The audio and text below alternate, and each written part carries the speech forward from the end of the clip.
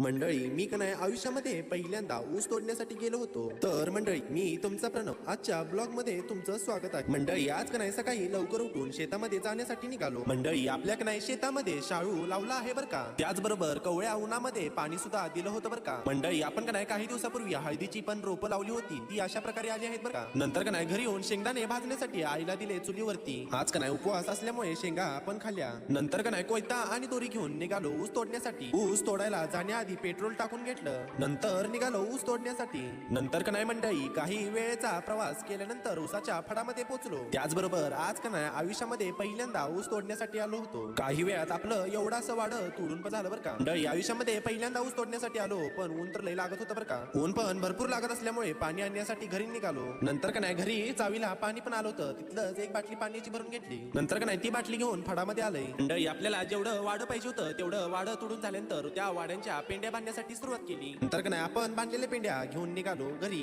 आज का नाही उपवास असल्यामुळे भगर आणि ताक पेलो.